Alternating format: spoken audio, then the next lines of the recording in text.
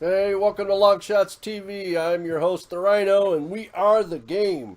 Alongside us tonight is our MLB and NHL top handicapper, CJ TheRazor. How you doing tonight, CJ? Good. How you doing, Tony? I'm doing awesome, man. Man, I can't wait to talk some baseball and hockey with you here. We've got a lot of good things going on. The playoffs are shaping up amazingly. And I guess we got Cleveland and Toronto playing tonight at starting off here in just a few minutes, huh? Yeah, I'm really excited about this game here.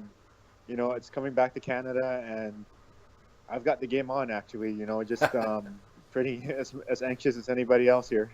Yeah, I bet. So we got Bauer going up against Stroman. What do you think we see out of that tonight? This whole series has been it's got me stumped. Like it's real tough to get a read on what's going to happen, and I kind of expected things to be a little tight, Hmm. but I didn't think they were going to be that tight, and I'm not sure when it's about to blow up. So. Right. This pitching matchup is just as unpredictable as the first two. You got Stroman that he's had his moments, where he's come out strong, and there's other times where not so much. Right. You got Trevor Bauer that throws three different fastballs and has five pitches altogether, and you just really have no idea how these guys are gonna execute. I mean, so far so good with them, but I mean, as the tensions get higher, the emotions get high. It's real tough to say what's actually going to happen. And Right. I know there's a lot of stuff going on off the field about, with Bautista's whole conspiracy thing. You got Canada getting all politically correct with the whole Indians logo and everything. I mean, Right. everything's just a mess outside the field. So it'd be interesting to see what happens here. So tell us a little bit about the Batista incident. Well, I mean, as usual, like these guys are under the spotlight. They're asked a few questions, and he kind of hinted that the strike zone was kind of being unfair at certain times of the game that he thinks were crucial. And, he basically left it out there saying, I'm not going to elaborate on it. And, we all kind of know what he's thinking, though. It's just, he One of just the made it really things that vague. you just don't do. Exactly. Well, so far I've noticed, it's just somebody that's watching baseball. These games have been uh, pretty much a pitcher's game. It's been really interesting to see, and we haven't really seen the bats like we've been accustomed to in past series. Do you think that continues, or is it, at some point do they open up? I like to think that at some point it's going to open up here. I mean, generally, I do expect pitching to take over, especially as more and more pressure gets added to every at bat. Every time they step up to the plate, it just gets even higher pressure. But I think at some point, one of these pitchers are going to have to cave in because everyone so far has just been pitching lights out, and it's unbelievable. I mean, like Yeah. every single one of them and basically in this series, it's come down to like one or two mistakes, pretty much. Bullpens have been solid. Yep.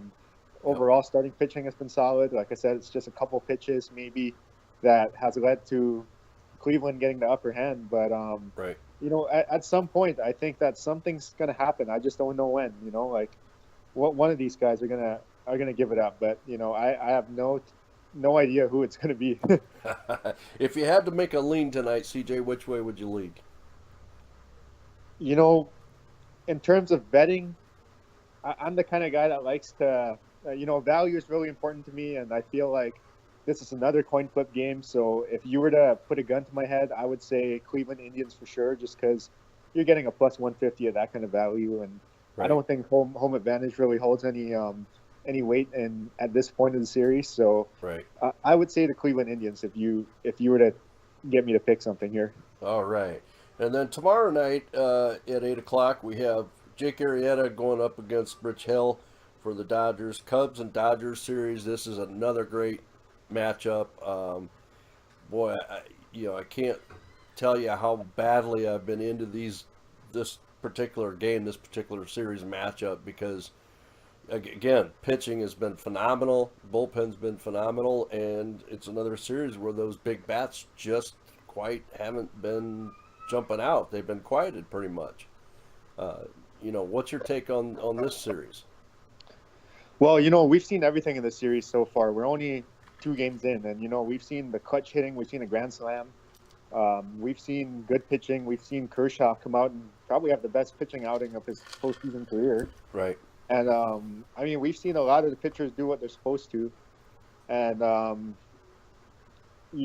talked about this last week about Kenta Maeda kind of reaching his exhaustion level Right. of having pitched more games than he probably should have, and that's starting to show. And I mean, we've seen that too. So I think that's a very exciting series so far. I mean, there's a bit of everything. I mean, you got a clutch home run from Miguel Montero. I mean, like out of all guys you would expect, that's the kind of stuff that you see in the playoffs in baseball. Like the unsung heroes. Just it's been a great series so far, though, so to say. Yeah, absolutely. I look forward to the rest of it. How do you see this playing out? I mean, Cleveland's up 2-0 coming into tonight. This is a must-win situation for Toronto, obviously, and then we have it's tied up. Chicago, LA is tied up 1-1. Correct? Yeah, absolutely. Yeah, that's. I just want to make sure I had that right. So Cleveland and Toronto are just now getting underway, and what do you think happens from here, CJ? I mean, are we gonna see, are we gonna see a Cleveland Chicago World Series, or is it still just too tough to call at this point? At this point, I do want to stick to my original prediction of having Chicago and Cleveland meet in the finals. And so far, it's looking good in this Cleveland series. Yeah. I mean, no matter what happens this game, I mean, they still have the upper hand. They still have the home advantage. But it's going to come down to Stroman today. I mean, he's a bit of a weird pitcher in my opinion. Like he's been clutch, and there's times where he hasn't, and there's not really any telling which Stroman we're going to see. I mean, he's already put a guy on base here, Right. lead off batter here. So Oh man. this might be. I don't want to jump to conclusions yet, but it's all going to depend on him and Bauer. With this little accident that he had, I mean, it'll be interesting to see how he comes out too. So. Right. I think this series, I think it's still in Cleveland's favor, regardless of what happens here tonight, because they are going to have to face Kluber again tomorrow, and that's never going to be easy when he's in his zone. So, Right. Yeah, he's been pitching lights out. Do you see any surprises coming up here? I mean, do you see something potentially happening here that might surprise a lot of people? I don't want to say it's a surprise, but we might see Clayton Kershaw used the same way that Bumgarner was used last year. Oh. I mean, outside of Kershaw, we've got Rich Hill that's on the strict pitch count, Right. and I see they're monitoring him really closely. We got Kenta Maeda, which maybe they're going to figure it out that he's just not fit to pitch anymore this season. Other than that, you got a kid, you got Urias basically as the next guy up. So Right. I can see them trying to overwork Kershaw a little bit. How he's going to respond to it is for us to see, I guess. But that's one thing I can see happening. I mean, like I said, I don't know if that's going to be a surprise, but it's going to be something that it's a little unorthodox. It's something that we don't typically expect in the playoffs, but when it needs to be done, we see management at its finest, basically. So now is that LA saying, "Boy, we're in a battle here. If we don't pull Kershaw out and use him a little bit, as you said, unorthodoxly, that we may lose this series to Chicago"? I think that's exactly what it is. Like they need to give themselves the best chance to win, and they're after seeing that Kershaw, whose only question mark was how he pitches in the postseason, Right. and I think he kind of put that to rest in the last little bit here, at least temporarily. I can see them, kind of relying on him to give them the best chance to win the game, because everything else at this point is a question mark. I mean, how the kid is going to handle the pressure, how the health of Maeda and the health of Rich Hill especially. I mean, I think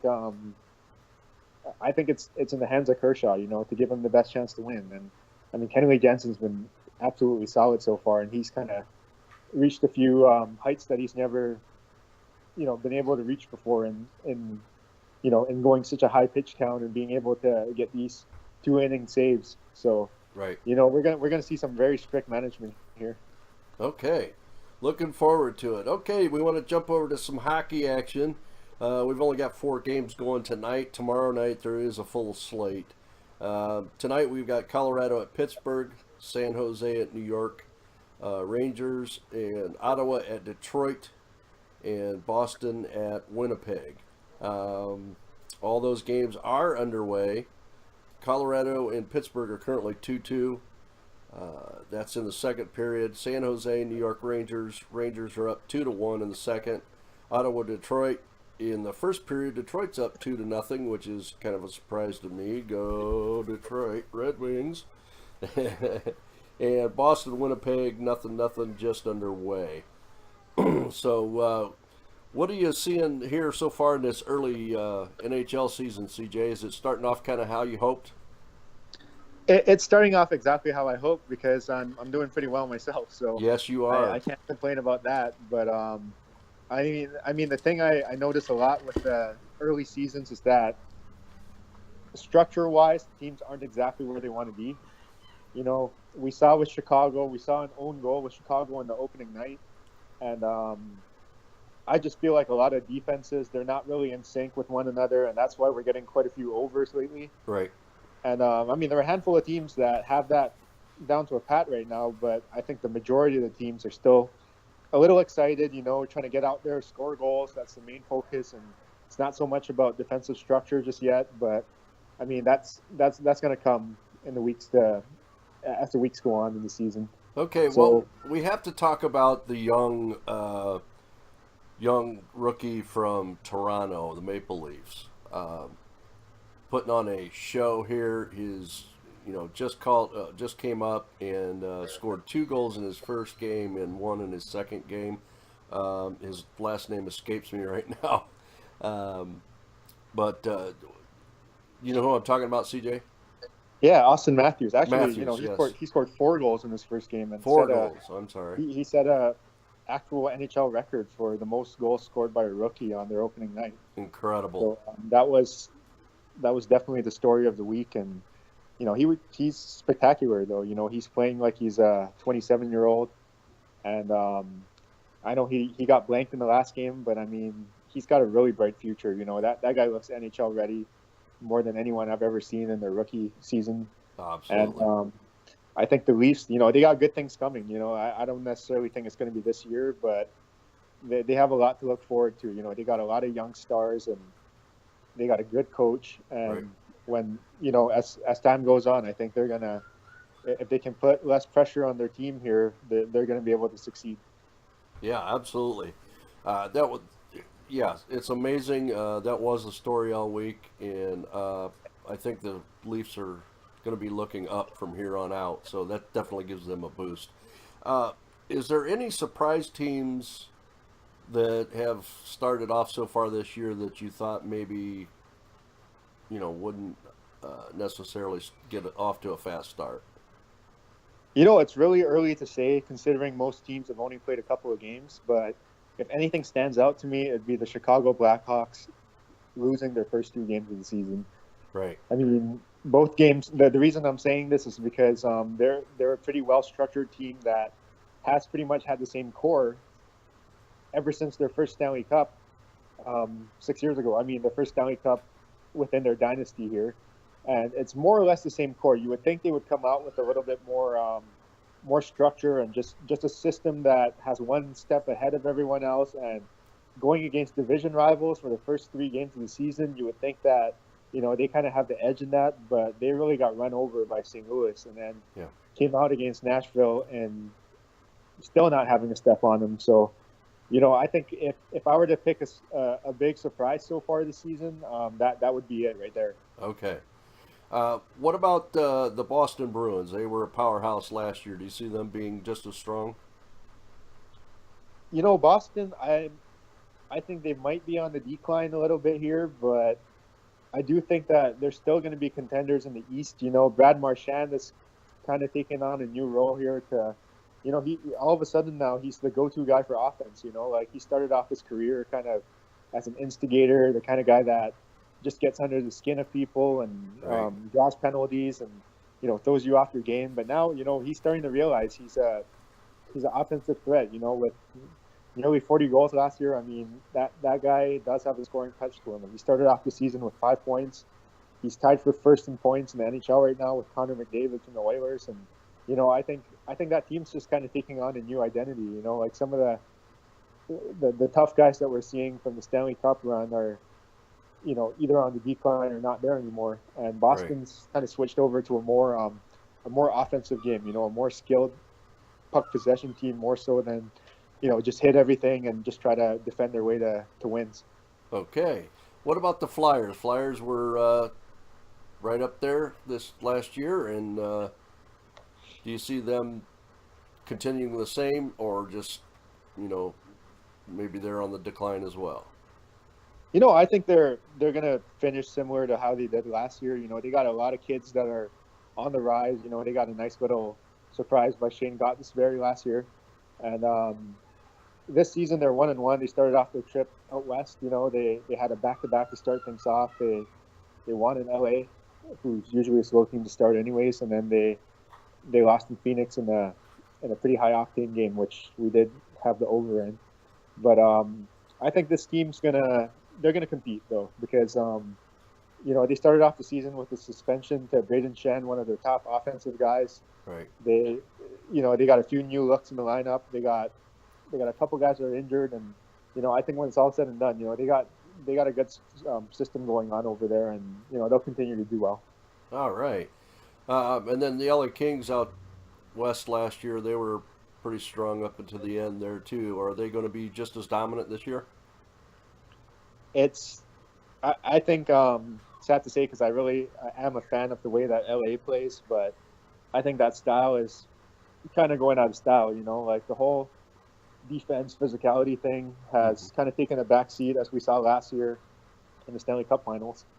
And I think their Stanley Cup days might be over. Like they're still going to be a competitive team. They're still going to block a lot of shots, lay a lot of hits, and with Jonathan Quick out for a few months, I mean, this team might go through a bit of struggle here. I mean, they have Daryl Sutter. He's still coaching them. He's always coaching a team for a contender, but when it comes down to it, I think LA might be in a bit of trouble this year. Okay. Do you what major trades or deals happened over the off season that you think could benefit any certain team at this point? I mean, was there some big moves? Yeah, I'm trying to think of some off the top of my head. There were a lot of them, but One that the maybe first thing sticks that out in comes your to mind, mind that's the one really going to be helpful. the one that really stands out to me was Thomas Vanek being on the Red Wings now. Right. I know Detroit. They're always a resilient team. They always make the playoffs. They always find ways to do well, no matter how low in the draft that they are. Mm-hmm. And they always find the right keys to fit in and fill in for guys that leave. And I know it's going to be tough with Nicholas Cronwall out, but they keep that European kind of theme on the team, and I think that kind of works well for them. Like they all get along with each other. They all know how to play with one another. The loss of Pavel Datsuk's going to hurt them, but Right. I think Thomas Vanek stepping up in the wing there is just going to add another weapon to a team that's already very European minded, and he's going to fit right in this year. Yeah. Great. All right. Always looking forward to my Red Wings doing well.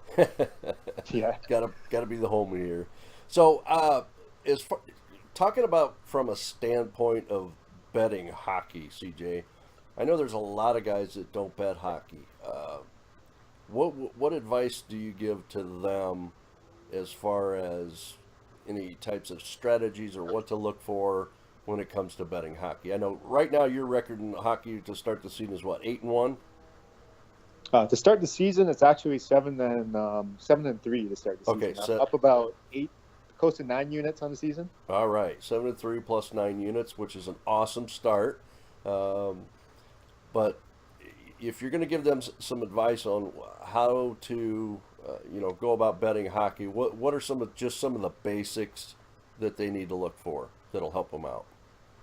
It's exactly that. You know, it's the basics. And hockey, it's all about just it is what it is. What you see is what you kind of you know what you kind of lean as probably the right side. You know, in hockey, it's not really like it's not a team. It's not a sport where you bet within the spread or and the totals are all pretty standard, 5 or 5.5. So you Right. just kind of have to work with that. And sometimes you can work with that to your advantage because some of them are just so obvious that like they don't budge from their totals, but you get a good you get a good jump on the line because of that. It's not like baseball where you can have anything from a total ranging from a 6 to a 13.5. Right. It's just 5 or 5.5. So there's just some games out there where you can expect 7, 8 goals, but the line's not going to be 6.5, just because that's the way hockey's been for as long as I can remember.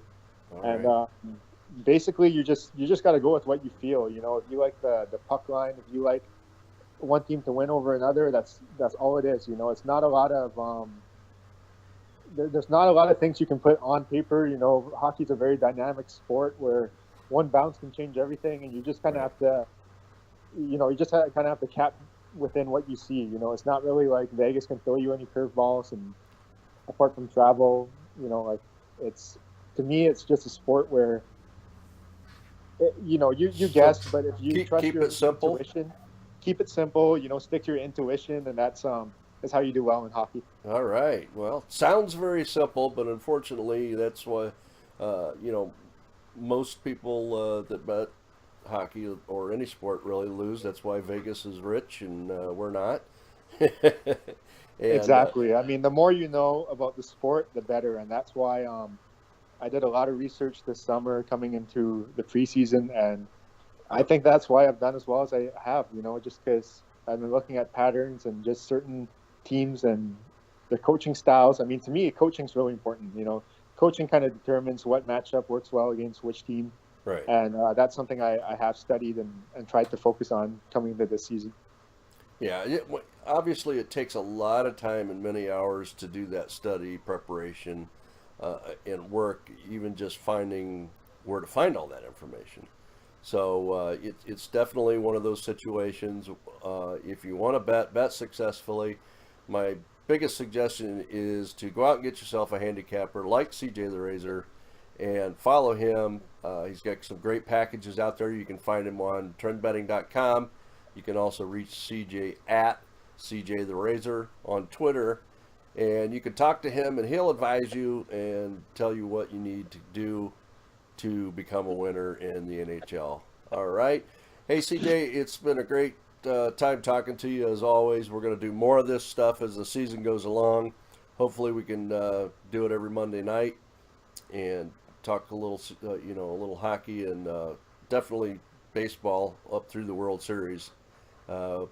Like to have a show, maybe a couple times during that series in the evening, just a pregame rundown, if you will. Love to have you on for that if you can do it. Guys, that's been any parting thoughts or comments there, CJ? Nope, that's about it. Yeah, I mean it's the best time of the year for sports, and I'm just enjoying the ride right now, and I'm Yeah. just fully captivated with all the sports that's going on, and it's that time of the year where I'm just kind of I put all plans aside, and I'm just watching everything one after another. All right. Yep. Everybody's digging in right now. It's the best time to get on a package at trendbetting.com. So I advise you guys to jump on over there, check it out, ask any questions you want. Also, come join us every Friday night and at 9 p.m. for our primary show here on Twitch. We're also streaming via YouTube at the same time and various other channels. Jump in, ask questions. We would love to have your questions and your thoughts about games, about players, spreads, whatever your questions might be. We'll do our best to answer them right then and there. So thank you everybody for watching the show. Look forward to seeing you next time. We'll see you Friday night at 9 p.m. This is Tony the Rhino for Longshots TV. Take a shot with Longshots. We are the game. Even get to